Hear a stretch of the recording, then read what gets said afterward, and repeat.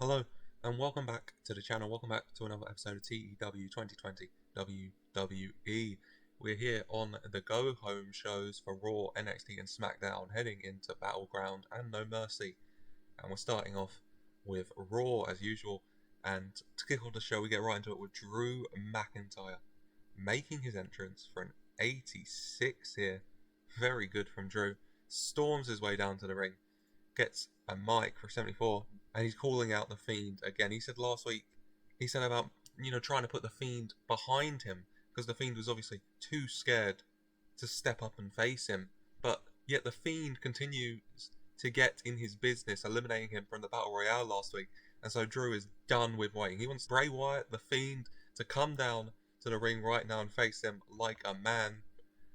But instead, the Firefight Funhouse music plays and Bray Wyatt appears on the Titantron from the Firefight Funhouse. And he says to Drew that all this anger he has, all this anger he's holding, he needs to let it go. He says Drew is not being a good influence to all his little fireflies out there at the moment. And Drew says he doesn't give a damn about Bray Wyatt's fireflies, and this makes Bray Wyatt take pause. And Bray Wyatt eventually says, if you want him, then he'll happily oblige, leading, of course, to an announcement that on Saturday at Battleground it will be Drew McIntyre versus The Fiend, an 83 here for this segment. Angle got the crowd hotter. What do you hope for the opening of the show? And hopefully these two should have a really good match. Speaking of good match, hopefully the first match of the evening here will be good. It's AJ Styles versus Kevin Owens 1v1. After Kevin Owens eliminated AJ Styles, the second to last elimination in the US Title Contenders Battle Royale last week. And it gets a 72, a good match. Kevin Owens wins with the pop-up powerbomb in the end. 88 from AJ Styles. What a performance. AJ so good. And Kevin only a 68. Maybe a little undervalued in the mods, but a really good match nonetheless with a 72. Kevin Owens picks up the victory, the ref raising his hand when suddenly out of nowhere, from the crowd, in a little, civilian clothing, Sami Zayn jumps into the ring from behind, grabs Kevin Owens, pushes him into the rope. Kevin bounces back into the blue thunder bomb from Sami Zayn. Sami Zayn getting one up on Kevin Owens again. Obviously still not happy with Kevin Owens eliminating him last week. The 72 for this post-match attack here. This show keeps rolling on. We go backstage to the Undisputed Era, all four members, Adam Cole, Roderick Strong, Bobby Fish and Kyle O'Reilly, being interviewed by Charlie Caruso after Adam Cole's debut last week on Raw, attacking the WWE Champion Edge for 79. And Adam Cole says he took a little bit of time away after WrestleMania, after losing his Universal Championship, just to, get his head right, to figure out where to go next. When the offer came in, he knew that next up was Raw. Next up was the WWE Championship. He says Edge is old news. All Edge is doing right now is keeping that title warm. Because in the end, it will be coming to Adam Cole, baby. When in Storms, Edge. And Edge not happy. He says to Adam Cole that Adam Cole actually, this attitude, all this attitude he has reminds Edge a bit of himself when he was younger. But what Adam Cole needs to understand is that Edge is at the top for a reason.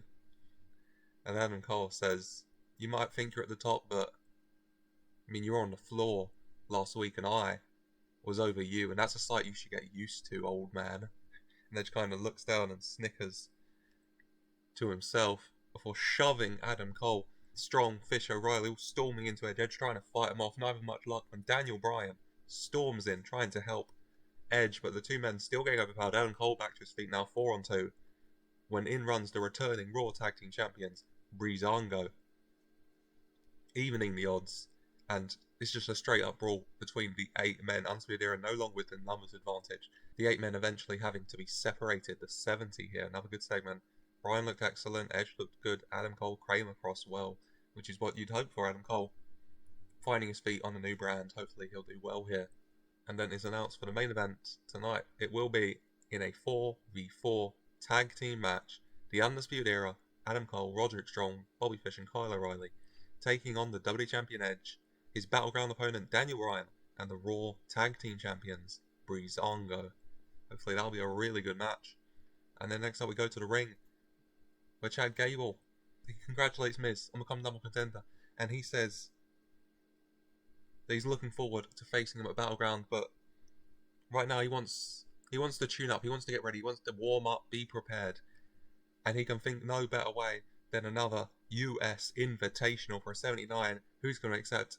And it's none other than making a big return to WWE for the first time in just over 11 years. Charlie Haas. Obviously, Charlie Haas and Chad Gable, pretty similar. That amateur wrestling background. A lot of comparisons were made between Chad Gable's team, American Alpha, and Charlie Haas's team, the world's greatest tag team, Shelton Benjamin. And now, Charlie Haas making a return here to accept Chad Gable's US Open Challenge for 70. And then the match itself is a 67. Charlie Haas in his return can't quite get the victory, can't quite get the US title. But it's on a strong showing. 31 from Haas, really good. And the 79 from Gable. Very happy here. Chad Gable, still United States champion. Then after the match, Gable reaching out, offering his hand to Charlie Haas, who accepts it. Gable pulling him up, the two men shaking hands. A show of respect as Charlie Haas raises Chad Gable's arm in victory, when from behind, The Miz taking advantage of the distracted Gable and hitting a scroll-crushing finale. Charlie Haas shoving Miz.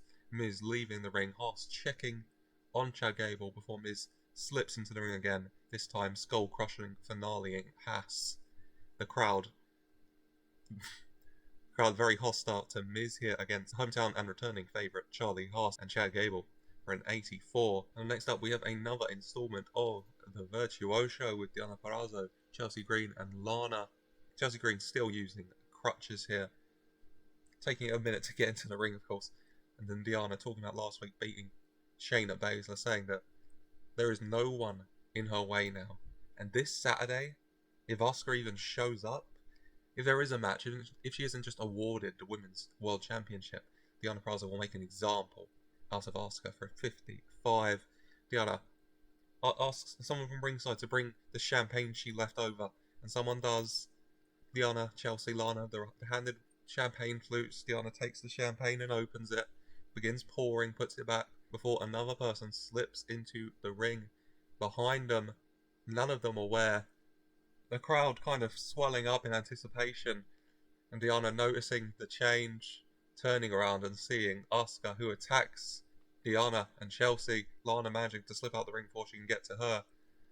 Chelsea Green leaving her crutches in the ring as her and Deonna eventually escape up the ramp for a 62. But then out comes Drake Maverick, who says to Chelsea Green that he's glad that it looks like she's recovered, obviously not using the crutches now because she's got a match up next with the Women's World Champion, Asuka. And that match is a 61, very good. Asuka eventually making Chelsea Green submit with the Asuka lock for a 71. Chelsea Green getting a 31, doing well here. But Asuka getting the win, getting one over Deonna Purrazzo's little crew here, leading into their match at Battleground. And then next we cut backstage to Kevin Owens leaving Drake Maverick's office, and he stopped and he asked what was all that about. What was this? What did he think of Sami Zayn costing him the match last week, and then tonight attacking him after his match with AJ Styles? Kevin Owens said that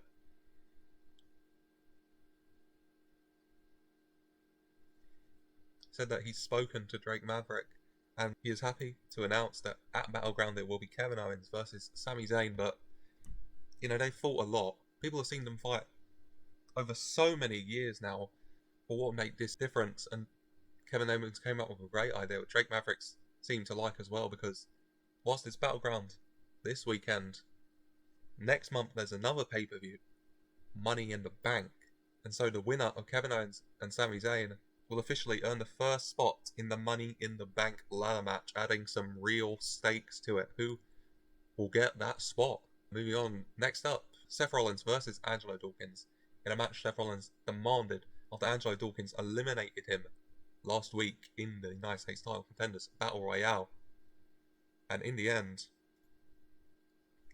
Angelo Dawkins manages to get a big upset victory. Seth Rollins maybe too cocky, maybe too in his head after his recent disappointments, obviously losing in the WWE title contenders match, then losing against Bryan, then losing the United States contenders match. Maybe this is all building up and it's getting too much for Seth Rollins, going for a curve stomp. Angelo Dawkins propelling him into the sky and catching him into the sky high to get the win. A 63 here, 62 for Dawkins, 80 for Rollins. The two men having great chemistry. That's good to know. Seth Rollins facing a shock defeat here to Angelo Dawkins, but a big win for Dawkins here, living up to that MVP title that MVP gave him. And then after the match, we just have a little promo video going over the card for Battleground, obviously a Raw exclusive pay-per-view. A 74 for the promo video here. A very exciting card, I would say, for Battleground. A lot of matches could arguably steal the show. I'm looking forward to seeing which is going to do it here. But moving on into the main event, the Undisputed Era taking on the WWE Champion Edge, his Battleground opponent Daniel Bryan, and the Raw Tag Team Champions Breezango. And in the end, we get to the closing section of matches like these, where everyone hits their signature or finishing move on one of their opponents to knock them out of the ring, and as they're done to them, Edge and Adam Cole, the legal men. Daniel Bryan going for a running knee on Adam Cole, when Adam Cole ducks and instead Daniel Bryan hits the running knee on Edge, followed by Adam Cole throwing Daniel Bryan out the ring and pinning Edge. The Undisputed Era getting the win here. Adam Cole being the first man to pin the WWE Champion Edge since Randy Orton at last Extreme Rules. A big pinfall here for Adam Cole, getting the win for his side in the 4v4. 81 for the segment. Really good match. It's definitely one of the best matches that hasn't been on pay-per-view. Really good. Even with Bobby Fish off his game a little bit. In-ring performance-wise, Bryan with the best with the 84, and Cole with the 78, Edge 76, 61, 63 for Roderick Strong, 61 for Kyle O'Reilly, 56 for Breeze, 54 for Fish, and 51 for Fandango. A really good match to end the show here. And then afterwards, Daniel Bryan going into the ring, offering Edge his arm, Edge not accepting, getting to his feet on his own. And then as Daniel Bryan apologises, Edge suddenly out of nowhere hitting a spear on Daniel Bryan. Edge not happy with Daniel Bryan's accidental hitting him, and also probably not happy about being pinned, you know, since his return at Royal Rumble 2020 has only been pinned one other time by Randy Orton, and now this is his second time being pinned. I'm sure he doesn't like the taste of defeat, especially with how close he's clinging on to that WWE title. An 86 to end the show here, and then a really good episode of Raw, I would say, with the 82 overall rating. What a show. I think this might be the best non-pay-per-view show I've had so far. Increased our popularity in 48 regions, and it's what you want, a really good go-home show to get people really excited heading into Battleground. And that's it with Raw, that's it with the build-up into Battleground, and now to get the go-home shows heading into No Mercy done, first with NXT. And NXT getting underway here with El Hijo del Fantasma finding Rey Mysterio backstage. Obviously, these two men are part of the 4v4 main event tonight. Rey Mysterio, Fantasma, and the Cruiserweight Tag Team Champions, the Swords of Essex, taking on Andrade, Humberto, Carrillo, and the Colognes. For now, Fantasma finds Mysterio. They talk. Fantasma asks Rey Mysterio, where was he last week? Obviously, Fantasma fought against Carrillo and faced defeat after some interference from Andrade, who was at ringside. Mysterio apologised to Fantasma. He said he was away, he was training, he was getting ready for his Cruiserweight Championship defence at No Mercy on Sunday, and apologises to Fantasma for not being there to support him last week for the 74. Rey Mysterio doing very well here, Fantasma doing very well as well, two great performers. And then the first match of the night, as announced last week, a tag team match, Keith Lee and Dominik Dijakovic versus Cameron Grimes and Andrew Everett If Keith Lee and Dijakovic win, then Dijakovic will be added to the North American Championship match at No Mercy. Whilst if Cameron Grimes and Andrew Everett win, Andrew Everett will be added to the match at No Mercy instead.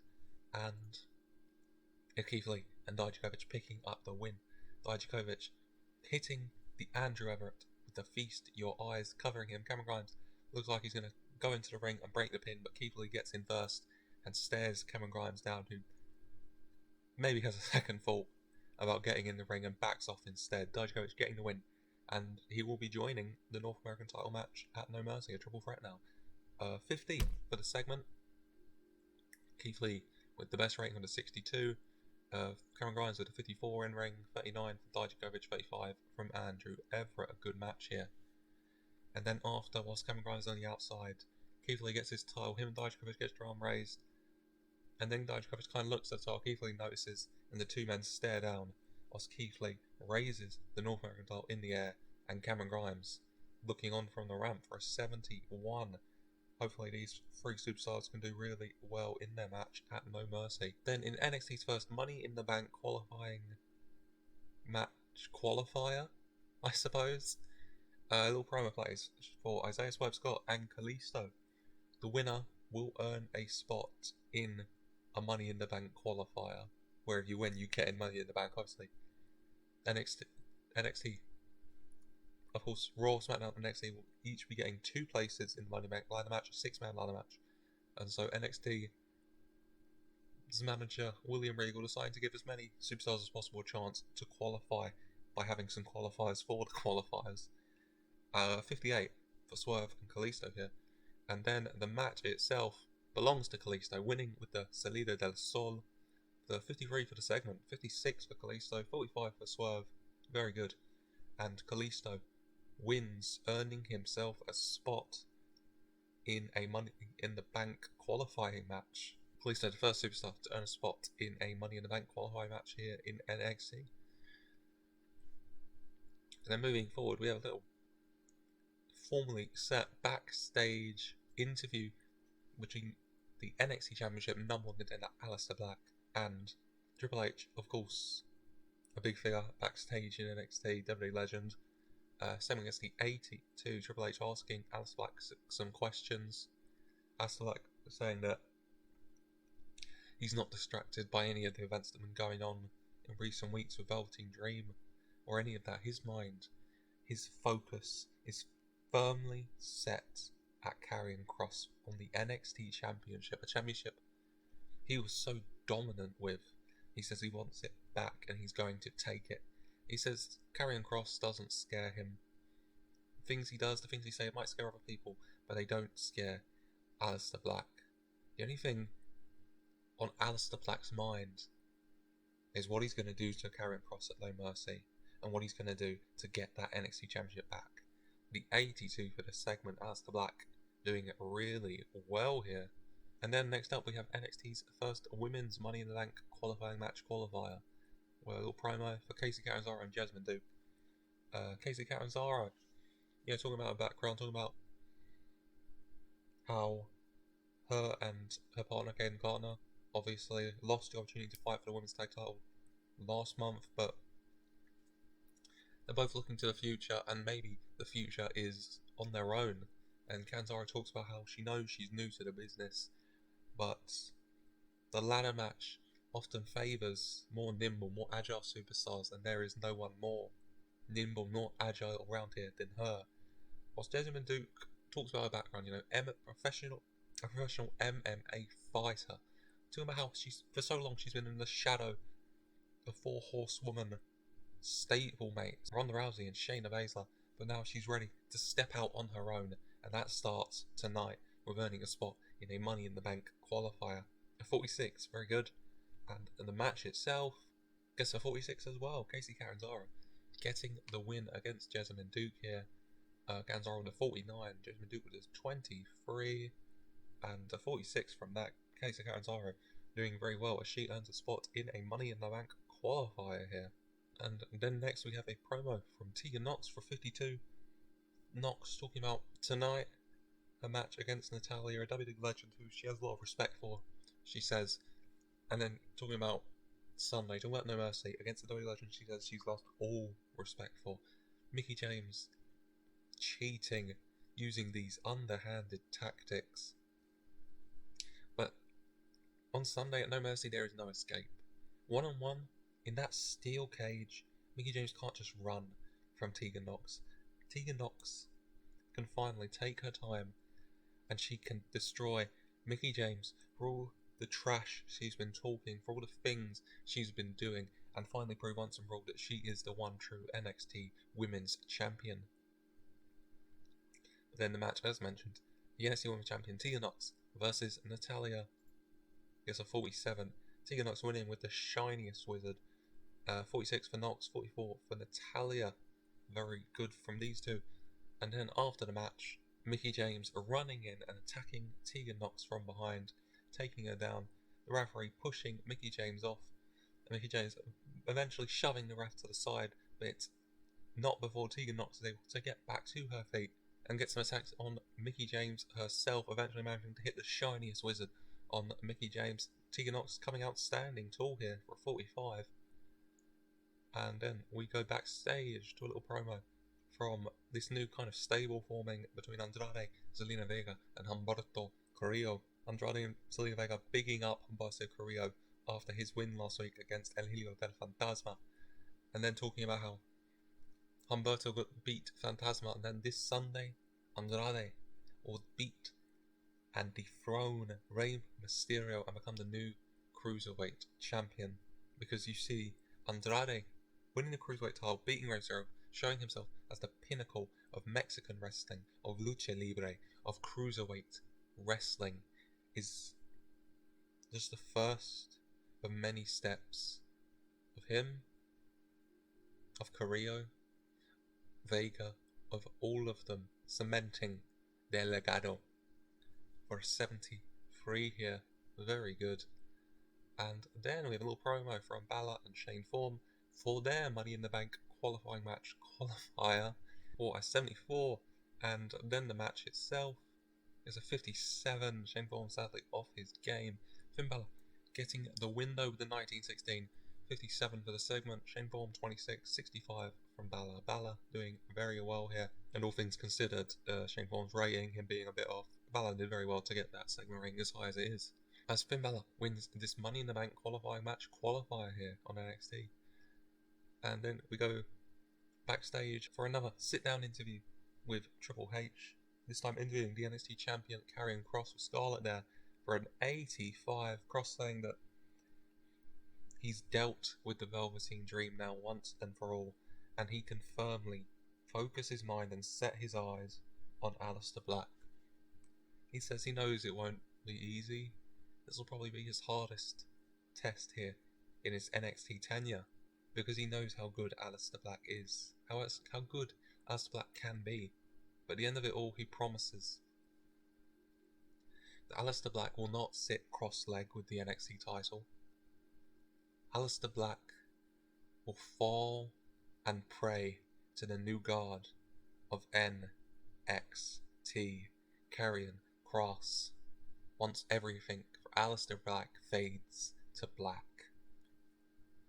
For an 85, as said, Karrion Kross doing very well here. And then following up with a little promo video for the NXT matches happening at No Mercy, a 74 here. And then finally, we head into the main event, the 4v4 Cruiserweight Champion, Rey Mysterio, El Hijo del Fantasma, and the Cruiserweight Tag Team Champions, the Swords of Essex, versus Andrade, Humberto Carrillo, and the Colognes. And the match, as expected, heads towards the portion at the end of the match where they're all hitting their finishers, when Rey Mysterio and Will Ospreay dive over the rope to the outside of the ring, taking out the Colognes and Humberto Carrillo. Andrade and Scotty Essex, the legal men. Andrade setting up for his finisher, La Sombra onto Scotty Essex. The referee a little more focused on the carnage on the outside at the time, when El Hijo del Fantasma slides into the ring, unleashing a low blow onto Andrade from behind. Andrade releasing La Sombra, allowing Scotty Essex to just out of nowhere pick Andrade up and hit a package pile driver to pick up the win for his team. Mysterio, Fantasma, and Swords of Essex getting the win here. Scotty Essex getting a big pinfall over Andrade for a 66 in the main event here. In-ring performance-wise, Mysterio with the 81, Andrade with the 78, above everyone else. A very positive sign for their match on Sunday, I would say.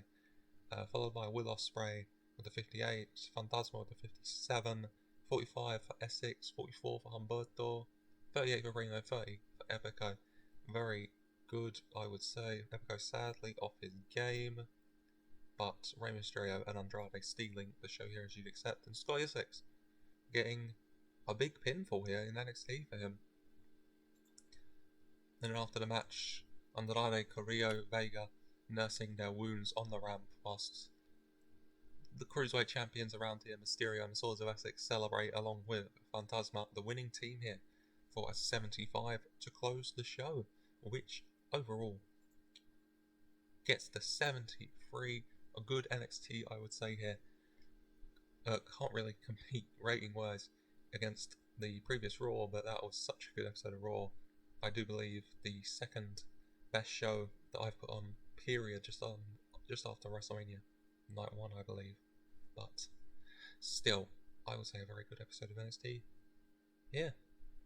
And then finally, let's head to the final of our go-home shows, heading into No Mercy, Smackdown. And Smackdown starts with the entrance of Apollo Crews making his way down to the ring, wearing like smart casual clothing for a 74 for a contract signing, followed of course by the Intercontinental Champion, the man he will face at No Mercy, Thaddeus Bullard, accompanied by his counselor management team, Paul Heyman here for the 77, and then the contract signing itself gets a 73. Paige is there to oversee it.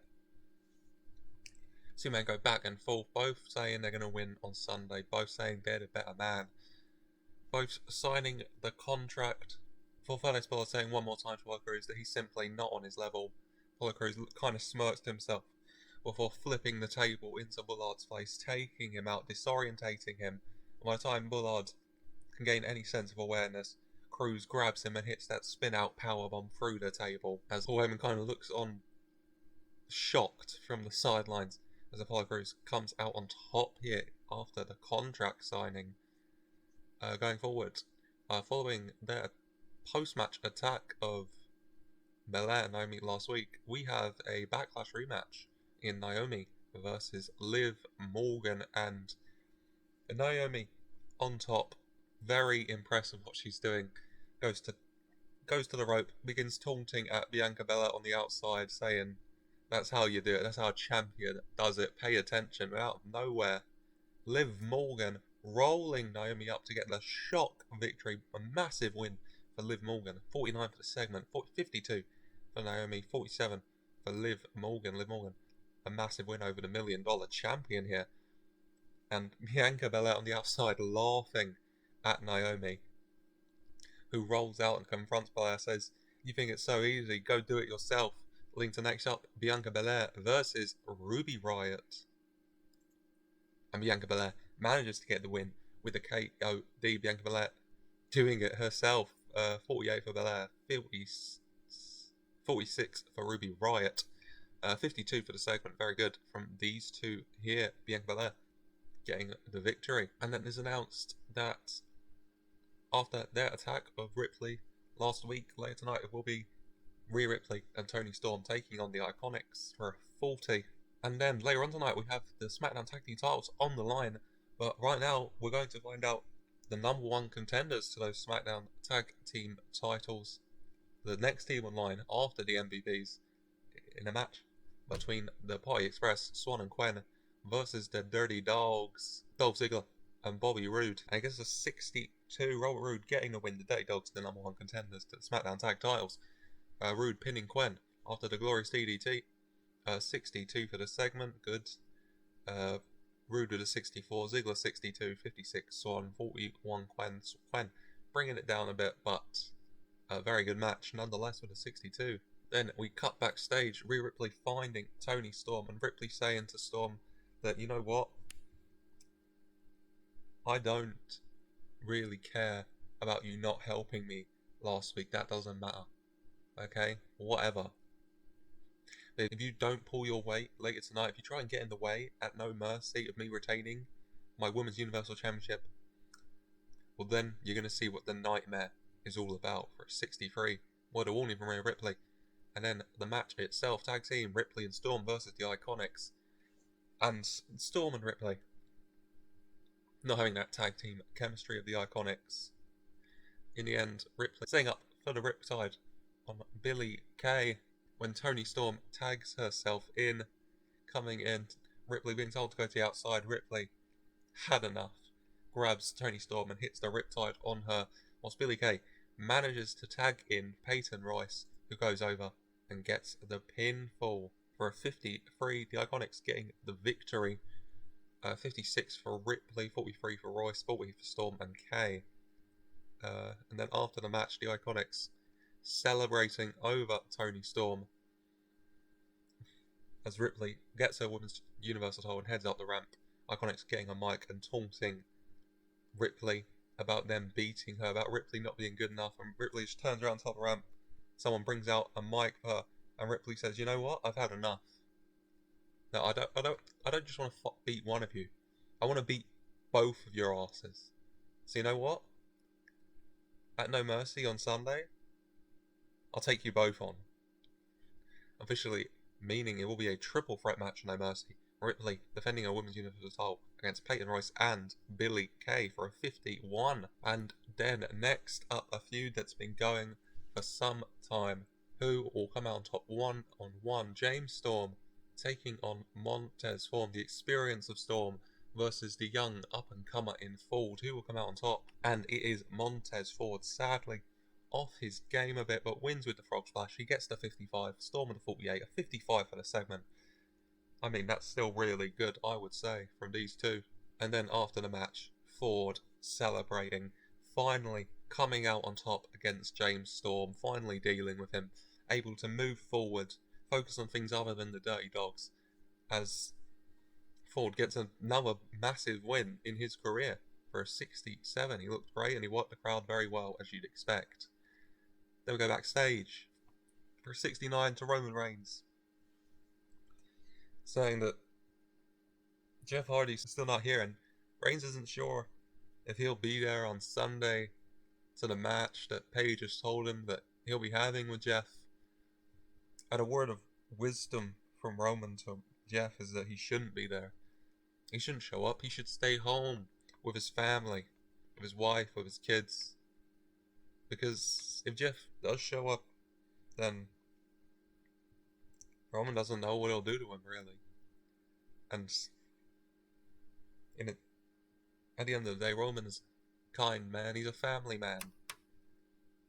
And he wouldn't want to take Jeff Hardy away from his family, but if Jeff Hardy is going to get in the ring with Roman, Jeff's just simply doing it to himself. And that is obviously enough for Jeff Hardy, making his return, storming in, attacking Roman Reigns, catching him off guard, and the two men just going at it in the end.